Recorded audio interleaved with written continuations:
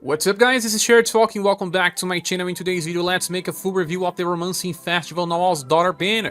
That brings Narwhal's Daghter a healer damage dealer that can inherit buff, and Falcon, a farmer with low powered attacks, and Khalid, a character that can do very good damage and sustain for slash and lightning. Well, let's start with Narwhal's Daghter. We have 4 different versions of Narwhal's Daghter. The first one is still very important because of Water Festival. The second one had Trick or Treat Carnival, that it's a debuff instead of buff. And now this Narwhal's Daghter is something very unique. Well, she tries to be a damage dealer, but there's something else. She still has very low endurance, so physical attacks still gonna hurt. Her will is okay for mage. Currently in the game, she has a good combination of agility and intelligence for good damage when farming, but very good love and charisma. Her healings are gonna be very good. Well, the first passive is called Action Switch. We have seen this a lot recently. When she attacks with cold attacks, she grants herself an attack boost of 10% increase in damage that lasts for 3 turns and stacks. She also recovers her BP by 2. That's important, we're going to discuss this later. And when attacking with Shadow attacks, she grants herself a defense boost that decreases damage by 20%, lasts for 3 turns and stacks, and she also recovers her HP by around 220 or more. I don't know, she has very high will, love, and charisma. Now, the second, Focus Defiance, increases her damage when attacking with targets by 30%, and then when attacked by an attack that will cause resist, that means that she needs to have at least 35 points of resistance to that particular element. Damage will be reduced by 40%. That's kind of hard to achieve if you have too many characters in the party. And depending on the number of attacks of your enemy and the elementals you need to defend, well, it depends. If you have Proof of War Tower, you can equip 1. But if you have multiple characters needing to resist, it's going to be hard to equip them all. And then we have Fired Up 7, increasing damage by 40%. So yeah, she has 70% damage increase for a character that can also be used for utility. It's impressive. Okay, skill number 1 is called Aqua Bubbles. It's a 2BP spell that hits for cold and shadow, E-power. Well, the damage is not that high, but she will recover all surviving allies' HP by a very small effect. Because of this love and charisma, this is probably something around 220 or more. And then there's another effect. She still has a 10% chance to trigger an additional healing that will heal for 1.2 thousand. That's right. 1.2 thousand for free, but only 10% chance to trigger. That's kind of hard to achieve, and you should not be relying on this. It's more something that will happen, and it's considered an extra. But in the case that you are only using 2 BP, and you get 2 BP back by using cold attacks, well, that's not bad. It's worth to say that there is a character that also has a full AoE attack with 2 BP costs and heals. That one is Christmas Impress. And most people have access to her. She was pretty popular. Her love and charisma are very different. She heals for around 180s before promotion, so, well, you have a bigger healing effect with Narwhal's Daghter. That's right, and the extra chance to heal.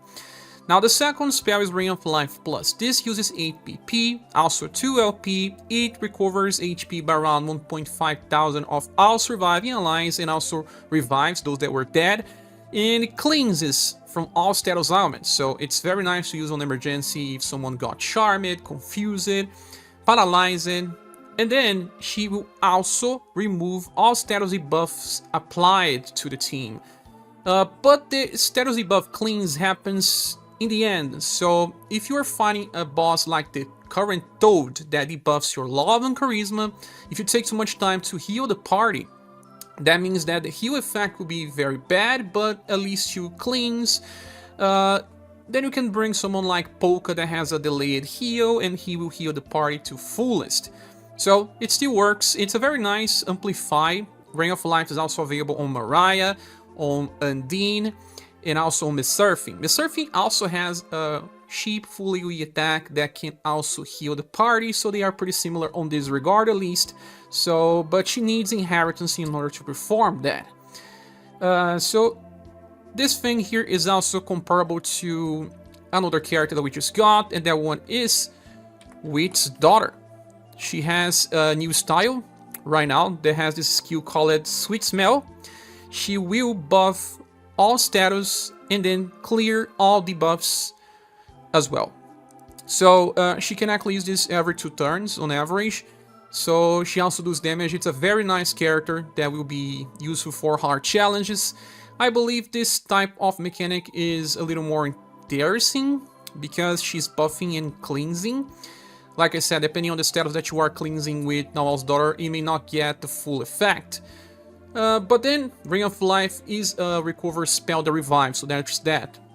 Can be interesting. The third one is Dream Fountain. It's a column attack with cold and shadow damage, and it will always recover very small. That should be at least 220, and then it has a 25% chance to recover 1.2 thousand. Besides that, she will also increase all status elements resistance. This was made for the Toad fight as well, because there, the boss is debuffing your will all the time. So if you cannot remove debuffs, or maybe you can, but if the boss keeps doing that every turn, it's good to increase your status resistance, because that's something that still allows you to protect yourself. Interesting, right? But when you look on that, well, she heals very small as a guarantee every turn. So at least 220 HP healing for each turn. When you think about just the healing part, we also have Katarina in her recent style. She can heal at least 2 times per turn when she uses Ice Impact, sometimes even 3 times. She also requires resisting attacks in order to decrease damage. She's also a cold attacker. That means that they clash a little on this, just like the Surfing is a cold attacker as well. But generally, Katarina will heal more often. She can even sometimes replace Polka, while Narwhal's Daughter cannot. She cannot replace Polka unless she uses Ring of Life, and you only need to heal a lot 2 times in the fight. It can still work depending if you can finish in like 8 turns or something that would not require a very, very long fight. But there's something to think about. But in the end, Narwhal's Daughter is used for something that everyone loves, and that is Water Festival. That comes from her first premium style. This buffs all status and applies defense boost, decreasing damage by 15% and gives 1 BP to everyone. So this is her main gameplay. Even with her second style, she can debuff, but well, most people were just using Water Festival anyway, because it's still easier to buff yourself in boss fights than to debuff enemies. They have the 5 weaknesses, way to remove debuffs applied to them, so the effects are removed. So what you can do with the newest Narwhal's Daughter is inheriting Water Festival, and that becomes interesting, since after that she can use Aqua Bubbles, get 2 BP back, and trigger all effects of Action Switch. So she will get a defense boost 2 times. That would be 36% damage reduction. That's the value she's going to have most of the time. That is almost the same, a little higher than High Protect Tension from her Halloween style. But then there's something. On turn 1, you're gonna use Water Festival, because it's the best thing you have to do, right? So in that moment, if you do not resist the attack, you're gonna take 100% damage. So Narwhal's Daughter Halloween style is better on turn 1, because she still has High Protect Tension. Most of the time she will reduce at least 30%, and then she can use Water Festival, and after that she can use Jellyfish Pumpkin and cycle between that.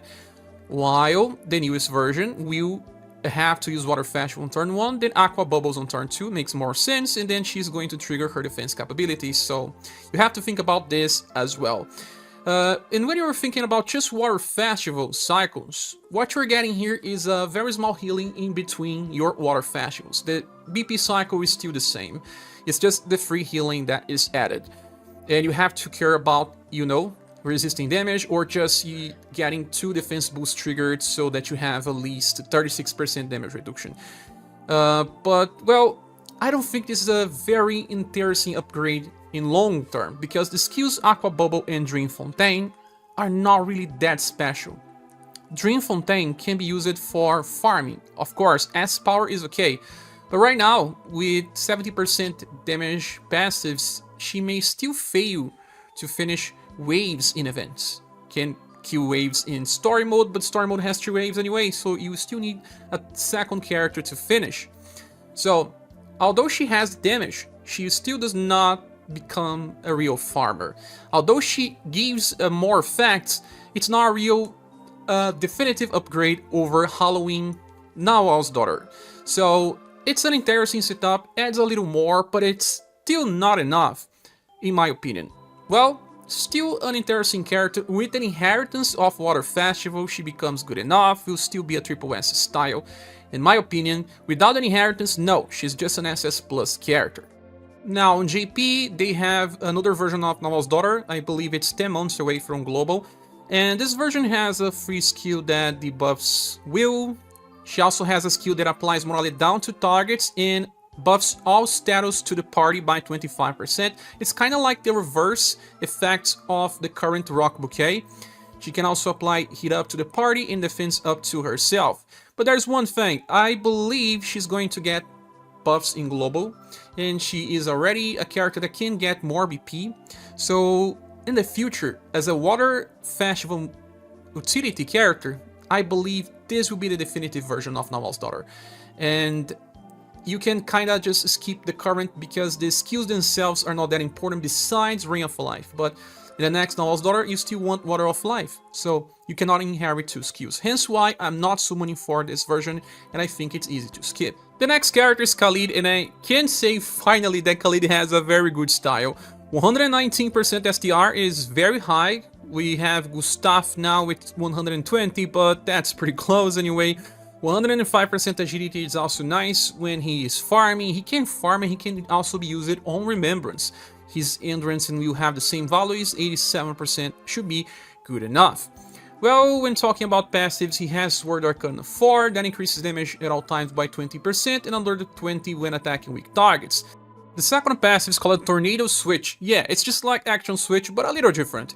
When attacking with slash attacks, grant itself an attack boost increasing damage by 20%, lasts for 3 turns and stacks, recovers BP by 2. Second effect, when attacking with lightning attacks, grants itself a defense boost decreasing damage by 15%, lasts for 3 turns, stacks, recovers on HP by around 200. So, well, the good thing is all of his attacks are both slash and lightning, even some inheritances are, so you're going to trigger all effects most of the time with his inheritance. That's pretty good, and we'll talk more about that later. Then we have Intrinsic Sword 4. Damage increases at all times by 20%, and then when attacked by an attack that could cause resist, again, resisting needs at least 35 points, it will reduce the damage taken by 40%. And when attacked by this attack that will cause resist, you still have 37% chance to evade. Again, we are getting too many characters with this type of passives, and that's getting hard to equip your characters in boss fight if they have too many different elemental attacks. If you do not trigger the resist, you're going to take plenty of damage, but in the case of Khalid, after you stack your defense boosts, you can still reduce damage even if you ignore the intrinsic passive. So at least 60% when attacking weak targets, and then it stacks more as you get attack boosts. Then skill number 1 is called Lone Moon Plus. This is an amplify over an old skill from Madeline. It's a full AoE attack with deep power, 4 BP cost, and slash and lightning. Has a chance to apply stun. His intelligence is not high, so it will only work on Kazinsi, for example, in the future. And then he enters a stealth stance, and I don't understand why there's this, because there was in the Madeline version, maybe because he actually wants to get hit since he's pretty defensive after some turns. Skill number 2 is Lightning Cross. For 8 PP you have a roll plus column attack with slash and lightning damage. It has B power. On JP it's only C power, so it's similar to an entry level triple S attack. And the good thing is that it will trigger Tornado Switch with full effect twice. So the second hit already gets the benefit of the attack boost of 20% damage increase. You also recover 4 BP when you use Lightning Cross, and in the end of a turn you get 3 BP back. That means that the damage is really good, right? It's still not as strong as something that we use like Madeline's Luna Fulgur. Remember, Madeline has access to Luna Fulgur in her premium style, and that is 2 times S power. Although Madeline has low STR for current game and low damage passives, she hits double times with S power with high mods. While Khalid damage may seem pretty good, but in the end the mod is not that high, so It depends. It's just strong because of the effects of Tornado Switch after some time. And, well, you should kind of ignore the row and column effects because most of the time you'll not be able to take full advantage of this. Even if you consider this as a single target attack, it's still strong. And you can use it many times in a row. You can use this at least 3 times if you want to bring him for raids, for example. And then after that, you should just try to leave Lone Moon on 5, so that when he doesn't have BP, sometimes use a normal attack instead of using Lone Moon, because this is not a really good skill since it's AoE. But you can still get from his S style this attack called Demi-Lune, and use it instead of Lone Moon when you are running on auto at least. Then we have the third attack called Demi-Lune Knight. This is a 10 BP attack that hits for all enemies with a power, lightning, and slash damage. Before he attacks, he buffs his STR by up to 30% on max level, and then he unleashes the attack. Well, because it buffs STR before attacking, STR is already good enough, this attack will feel like an S-power AoE. And then, well, you recover 2 BP when you attack. Still does not allow you to use Demi-Lune Knight 2 times in a 3-turn rotation if he does not attack again on the second turn. That means that on Final Island you cannot allow him to go on the wave 1 and then wave 3 with full AoE, but you can still use him for Demi-Lune Knight on turn 1, wave 1, and then Lightning Cross on wave 3. So he can work well because many bosses are on wave 3 and he can do pretty good damage there. So he still works well for these setups at least. And for boss fights, I have to say that he is competing against someone that is really strong, and it's on the meta.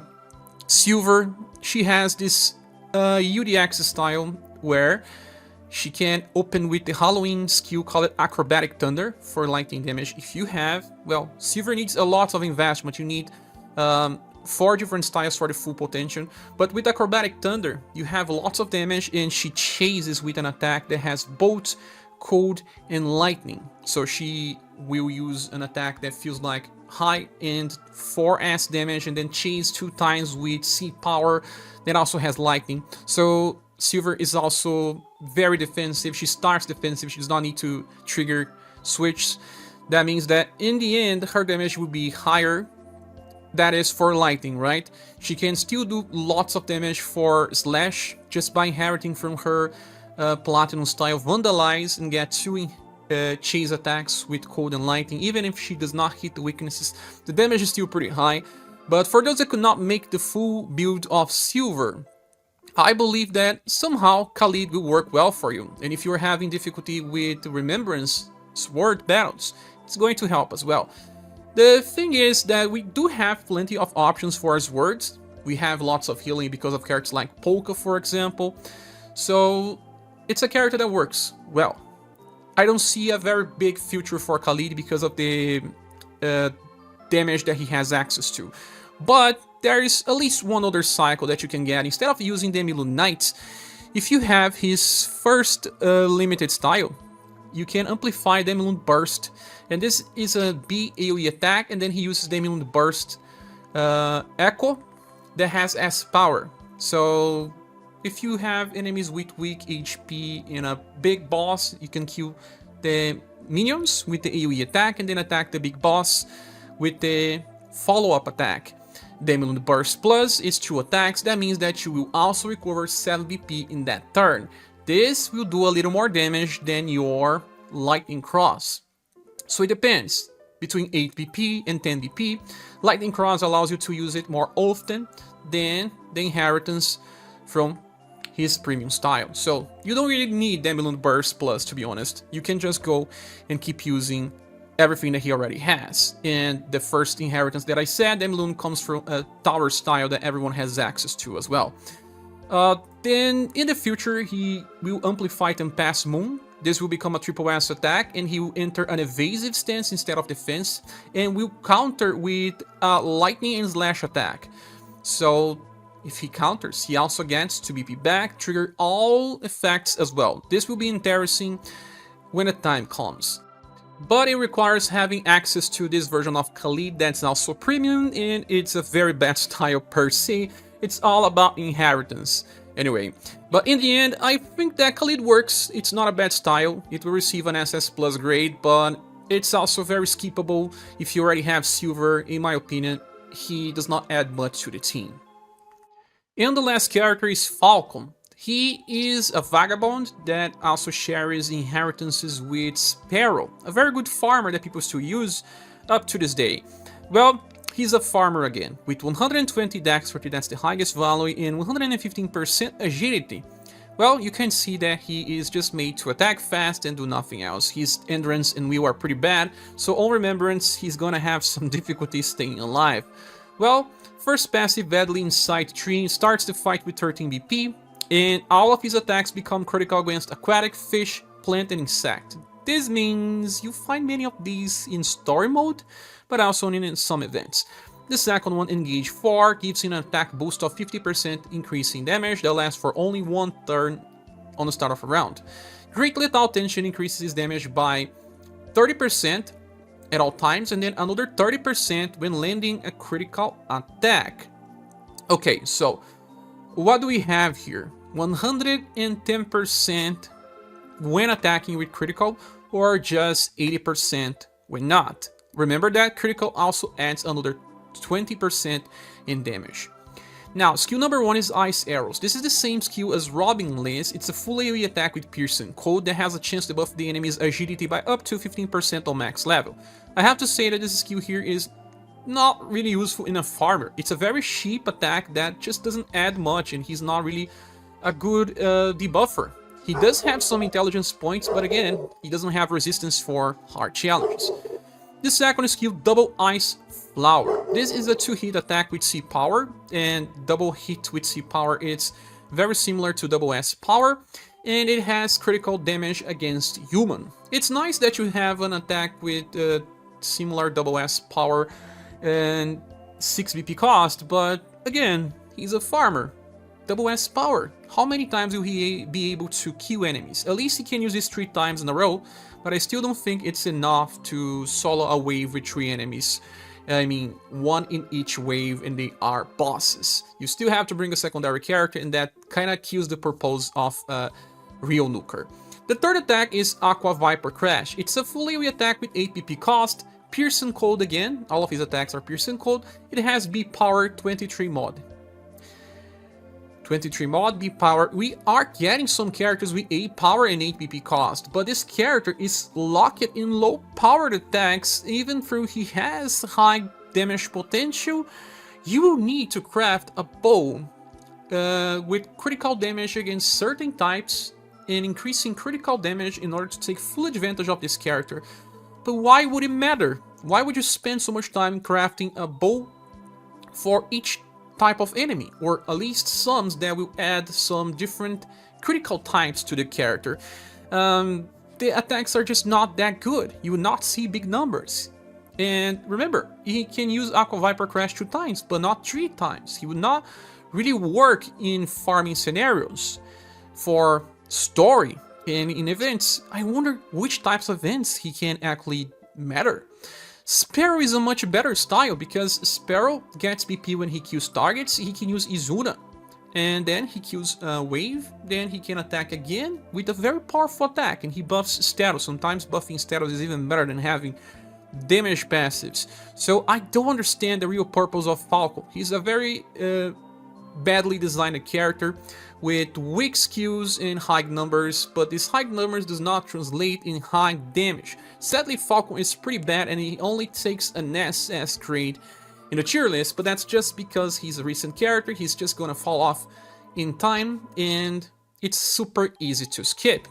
Now, going back to the banner image, is this banner worth summoning for? In my opinion, no.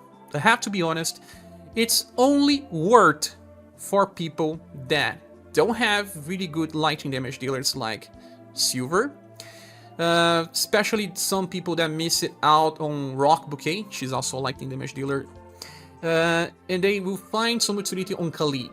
And for those that have the first Narwhal's Daughter but skip it, the Halloween version, because if you already have the Halloween version, you're not getting much out of this Narwhal's Daughter in the end. It's just a different cycle, adding a little more healing, but the real selling point of Narwhal's Daughter is still Water Festival, where you buff all status, gives defense boost, and 1 BP.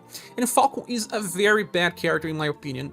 I will only give this banner a Bronze award, Bronze plus to those that can inherit from Narwhal's Daughter, but it's a low value banner with no much to say. So, I will not be summoning here. But that's my opinion. What is yours? Please say here on the comment section. Thank you so much for watching this video. Please subscribe if you haven't. If you want to support the channel, there are links on the description of the video. I hope to see you soon in the next one. Bye.